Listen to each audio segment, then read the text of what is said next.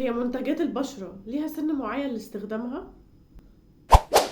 مساء الخير يا حلوين، عاملين ايه؟ يا رب تكونوا بخير وكويسين وفي احسن حال دايما يا رب. كل سنة وانتم طيبين، بداية موفقة وسنة سعيدة بإذن الله. اول مرة تشوفيني يا ريت تروحي تعملي سبسكرايب للقناة وتفعلي زر الجرس علشان يوصلك كل حاجة جديدة انا بنزلها. ولو عجبك الفيديو بتاعي النهاردة يلا بسرعة روحي دوسيلي لايك. مستنية ايه؟ سألتكوا سؤال في بداية الفيديو، قلت لكم هل منتجات السكين كير ليها عمر مناسب عشان نستعملها فيها؟ يعني في سن معين نستعمله فيها ولا هي مفتوحة كده عموما؟ والإجابة كانت أيوة، في عمر مناسب لكل منتج ممكن تستخدميه. أصل ما ينفعش تجيبي عمر مثلا 16 20 سنة لعمر 35 و40 سنة. فعشان كده النهاردة احنا هنشرح بالظبط كل عمر مناسب ينفع تستخدمي معاه ايه من منتجات السكين كير. يعني على سبيل المثال مثلا السن بتاع من 12 ل 15 سنة، السن ده بيبقى للبنت فترة بداية البلوغ بتاعها، مرحلة البلوغ. فيعني هي مش بتحتاج حاجات كتير غير مثلا غسول كده يكون لطيف على بشرتها ومرطب خفيف جدا على بشرتها، عشان بشرتها لسه بتبدأ ان هي تستقبل منتجات سكين كير. ويعني مثلا ممكن سان بلوك وليب بالم او زيت الكاكاو. تاني مرحلة للبنت بتكون من سن 16 ل 20 سنة. الفترة دي بتحصل فيها تغيرات هرمونية للبنت، وكمان بتبقى بداية ظهور الحبوب. فهي كل اللي هتبقى محتاجاه أول حاجة غسول لطيف لبشرتها يكون فيه حمض السلسليك أسيد. وحمض السلسليك أسيد هو حمض مقشر للبشرة، وبيكون موجود في أشهر مكونات منتجات العناية بالجلد، خصوصا البشرة الدهنية والبشرة المختلطة.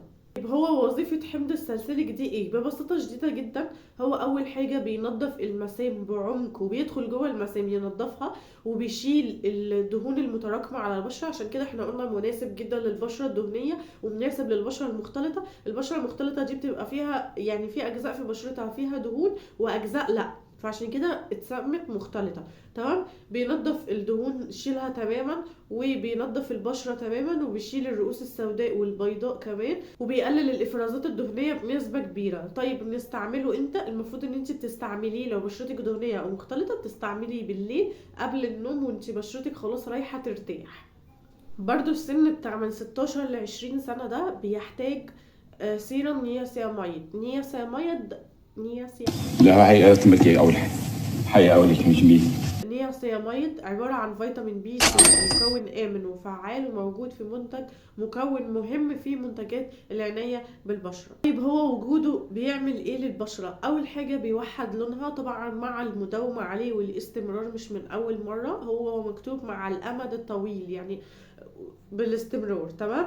تاني حاجة بيقلل افراز الدهون، بيقلل افراز الدهون اللي بتطلع من البشرة، بيقوي حاجز البشرة، وبيخفف من اثار البقع والحبوب اللي بتبقى موجودة فيها. هو في الغالب مناسب لجميع انواع البشرة، وبيستخدم صباحا ومساء، وبيكون بعد الغسول مباشرة وقبل ما تحطي المرطب بتاعك. لحد هنا والدنيا تمام. احنا لسه في فترة من 16 ل 20 سنة، فترة بداية البلوغ وظهور الحبوب.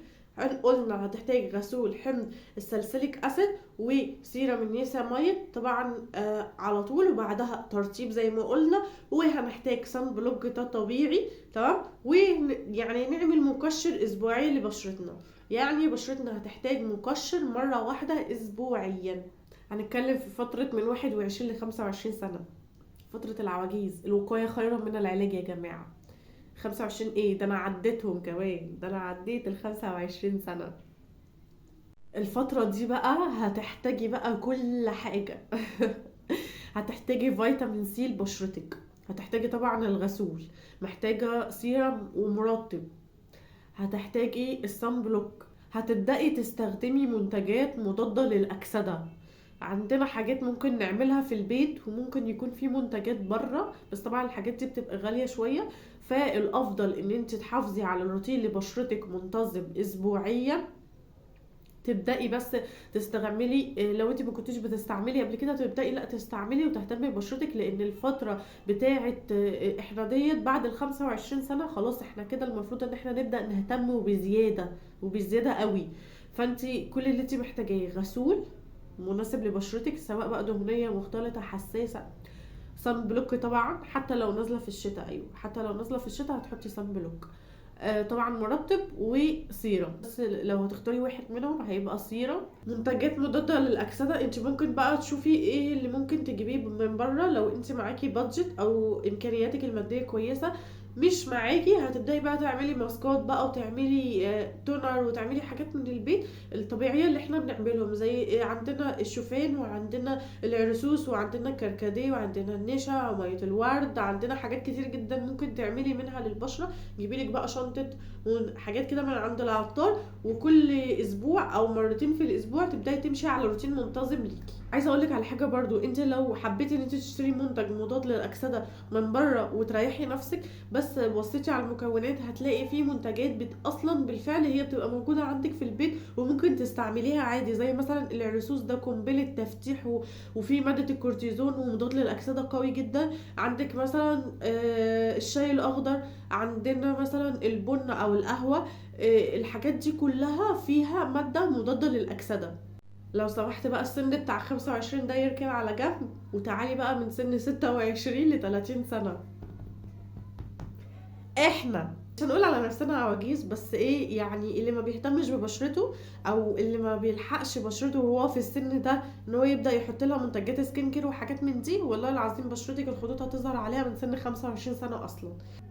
السن اللي احنا بنتكلم فيه ده بقى هيحتاج الغسول طبعا، ومرطب وسيرم يكون فيه هيالورونيك اسيد. طبعا سيرم الهيالورونيك اسيد ده مكون قوي في الترطيب، بيرطب البشرة بعمق، بيحافظ على المية اللي بتبقى موجودة في البشرة، مناسب تقريبا لاغلب انواع البشره، مش بيتعارض مع اي حاجه من الريتينول والسالسيليك اسيد والنياسيمايد والفيتامين سي، مش بيتعارض مع اي حاجه فيهم. من الاخر كده هو كومبو، يعني ينفع مع كل حاجه ومناسب مع اي حاجه، وكمان مناسب جدا جدا للبشره الجافه اللي هي عطشانه ترطيب، لانه زي ما قلت لكم بيحبس الميه اللي جوه البشره وبيحافظ عليها اطول فتره ممكنه. هنستعمله بعد الغسول وبيكون على بشره منديه، يعني بشره لسه تبقى فيها نسبه من الميه عشان يحبسها ويحافظ على نسبه الميه دي. نستعمل طبعا اي كريم للعين، بس حاجه تكون مناسبه معانا وبتجيب نتيجه كويسه. ويا جماعه ما تسترخصوش في منتجات العنايه بالبشره دي بالذات، لان الحاجات دي بتتحط على بشرتكم، وبشرتكم يعني هي سر جمالكم. فحاولوا ما تبصوش للرخيص. الرخيص دايما حاجه ما بتبقاش احسن حاجه، يعني معروف كان دايما يقولوا ايه، الغالي تمنه فيه. كل ما الحاجه تبقى سعرها عالي كل ما الحاجه تعرفي ان هي خامتها وجودتها عاليه ومعموله من منتجات نظيفه وهتجيب معاكي نتيجه. هنستعمل برضو حاجه تكون فيها ريتينول بنسبه خفيفه جدا. وتعالوا باختصار شديد اعرفكم ايه هو الريتينول ده. الريتينول يا جماعه يعتبر من اقوى المكونات الموجوده في منتجات البشره، وخصوصا لمعالجه الشيخوخه وعلامات كبر السن وتحسين ملمس البشره. طب بيعمل ايه؟ بيجدد خلايا البشرة، بيحسن من مرونة الجلد، وبيحفز انتاج الكولاجين. استعماله بيكون بالليل فقط مش الصبح، يعني مرة واحدة مساء، وبيكون من 2 ل 3 اسبوعيا، يعني مش كل يوم هنستعمله، مش بروتين منتظم، من 2 ل 3 اسبوعيا. في بداية استعمالك ليه هتبدأي تحسي بجفاف شوية او تقشير شوية، وده طبيعي، هيبدأ يقشر معاكي لبشرتك، او هتحسي بجفاف بنسبة بسيطة قوي في بداية، يعني في بداية استعمالك ليه. فعشان كده لازم بعده على طول تستعملي مرطب لبشرتك. وطبعا الكمية اللي هناخدها منه يعني ونحطها على بشرتنا بتبقى قد حباية الرز للوش كله، يعني حباية رز قد كده، خدي حبة صغيرين على قد حباية الرز، يعني اصغر من الحتة دي كده، وتبداي توزعيه على بشرتك كلها. طبعا استعماله ما ينفعش في حاجه ان انت لو بشرتك فيها جروح او التهابات، عشان كده الناس اصحاب البشره الحساسه تاخد بالهم. حاجه عايزه اقولها في السن ده، لو مش هتستعملي كريم لعينك تحت عينيك، يعني منطقه الهالات والحتت دي، لازم تعملي حاجة في البيت، زي مثلا ماسك الجزر، ماسك البن، الشاي الاخضر، الخيار، اي حاجة تحطيها تحت عينيكي بتقلل الانتفاخات وبتقلل من مظاهر الخطوط اللي تحت العين. خلاص وصلتي لسن ال30، تبدأي بقى لو كنت بتعملي الحاجة بنسبة 50% انت هتضاعفيها وتبقى بنسبة 100%. الترطيب يعني فترة ترطيب جدا جدا جدا، لازم ترطبي باستمرار. غسول ده ما يتقطعش من بيتك، ما ينفعش ان انت تعيشي من غير غسول، ما ينفعش تعيشي من غير صن بلوك. السيرم بيبقى بنسبة تركيز اعلى شوية، تحاولي لو مثلا تركيزه قليل لا تحاولي تعلي في نسبة السيرم بتاعتك شوية اللي انت بتستعمليها. كل حاجة هتبقى مركزة. التقشير باستمرار، ماسكات باستمرار. انا عارفه ان ممكن ما يكونش عندك وقت للماسكات او للتقشير، فيكتفي مره واحده ان انت تعملي تقشير لبشرتك، وماسكات مرتين اسبوعيا. يعني كل يوم كده ماسك، او بتبقى في شتات ماسك في المحلات بره بتبقى جاهزه لو ما عندكيش وقت يعني. تمام كده انا خلصت معاكم الفيديو بتاعي، يا رب يكون عجبكم. ما تنسوش بس السبسكرايب للقناه وتفعلوا زر الجرس، ولو عجبكم الفيديو بتاعي النهارده اعملوا لي لايك ليه. مع السلامه ودمتم في رعايه الله.